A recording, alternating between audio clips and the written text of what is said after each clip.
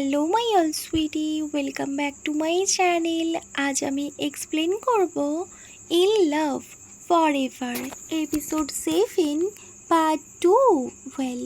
এপিসোডের শুরুতে নং নিনকে দেখায় ও পার্কিং লটে নিজের কার পার্ক করে।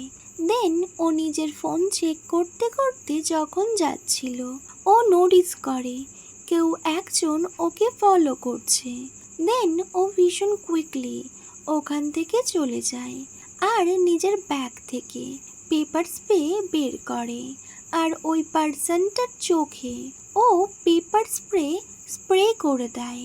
দেন ও নোটিস করে এটা তো আর অন্য কেউ না, এটা তো পিরাঞ্জ। তো পিরাঞ্জ বলে নং নিন। নিন পিরাঞ্জকে বলে, পিরাঞ্জ তুমি?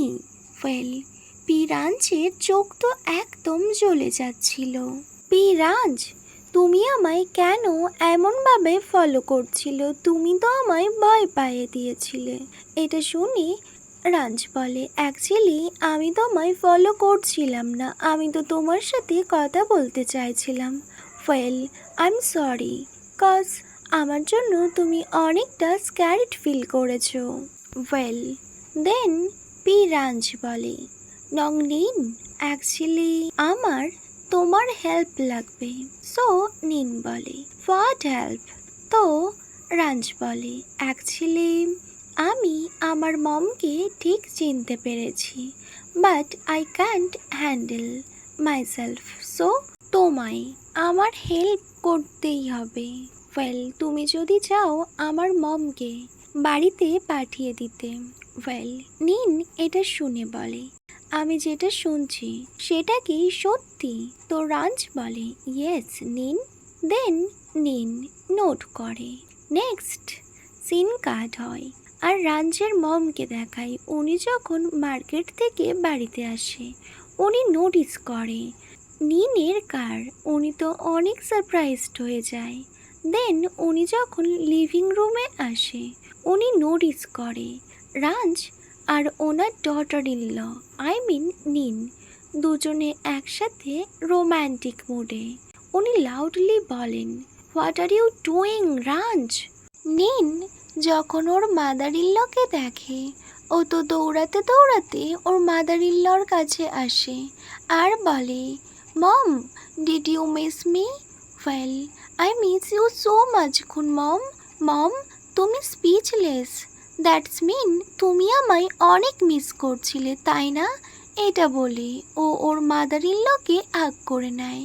ওর মাদার ইল্ল কিছুই বুঝতে পারছিল না। উনি তো ভীষণ সারপ্রাইজড আর কনফিউজড হয়ে ব্যাস নিনকেই দেখছিল।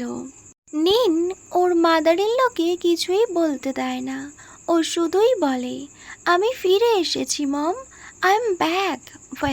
আমি আর কখনো কোথাও যাব না, আমি এখানেই থাকবো। আমি মেক শিওর করবো এভরিডে তুমি আমায় দেখতে পাবে মম। রাঞ্জের মম কিছুই বুঝতে পারছিল না। আদার সাইড রাঞ্জ নিনের এই কিউট বিহেভিয়ারে ভীষণ হ্যাপি হয়ে যায়। দেন নিন ওর মাদার ইল্লর হ্যান্ড হোল্ড করে আর বলে, মম আমি এখন থেকে তোমার সব কথা শুনে চলবো, আমি কখনো তোমার এগেনস্টে যাবই না।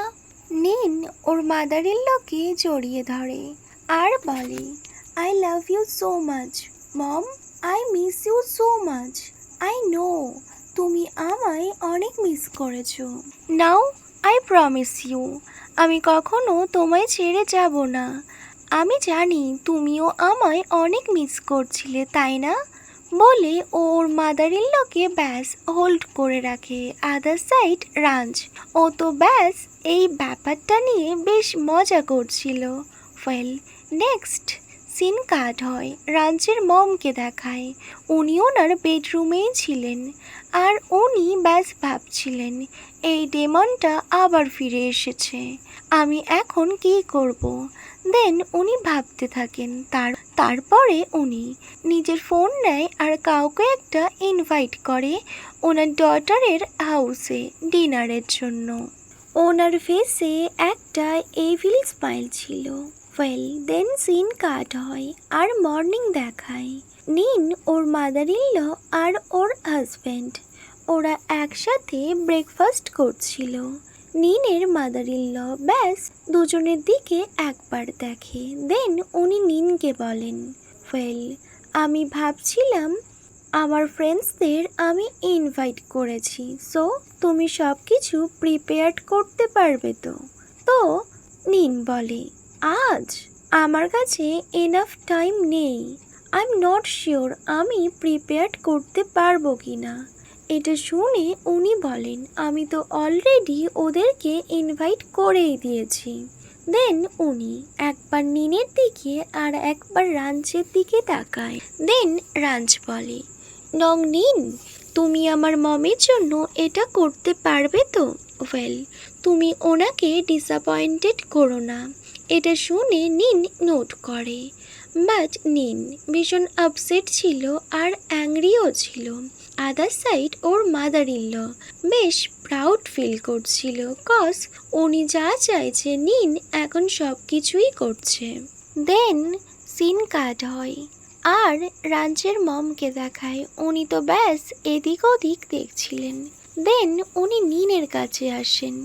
নিন তখন সোফাতে বসে ফোন নিয়ে বিজি ছিল। এটা দেখে ওর মাদার ইন ল বলে, নিন, তুমি এখনো কোনো কিছু রেডি করনি, ওয়েল তুমি ফোন নিয়ে এখনো বিজি হয়ে আছো। তো নিন বলে, মম, অ্যাকচুয়ালি তো ওর মম বলেন, ওয়েল তুমি টাইমলি সব কিছু প্রিপেয়ার্ড করতে পারবে তো? ওয়েল, তুমি এমন কিছু করো না যার জন্য আমায় হিউমিলিয়েট হতে হয়। ওয়েল, তুমি ফিনিশ করতে পারবে তো? নিন বলে, I am sorry mom, but I am not sure. Well, but I will try my best mom. এটা শুনে রাঞ্চের মম ভীষণ প্রাউডলি ওখান থেকে চলে যায়। নিনের মাদার ইন ল যখন ওখান থেকে চলে যাচ্ছিল, নিন তো ব্যাস খুব ভালো করে ওনার দিকে তাকিয়েছিল। দেন ও মেক শিওর করে ওর মাদার ইন ল ওনার রুমে চলে গিয়েছে। তখনই নিন কাউকে বলে, রাইট নাও তোমরা এসো আর সব কিছু প্রিপেয়ার্ড করো। অ্যাকচুয়ালি নিনের অন্য কোনো প্ল্যান ছিল, যেটা ওর মাদার ইন লর সামনে ও বলতে চায়নি। আই মিন ও ইচ্ছা করেই বলেনি। ওয়েল,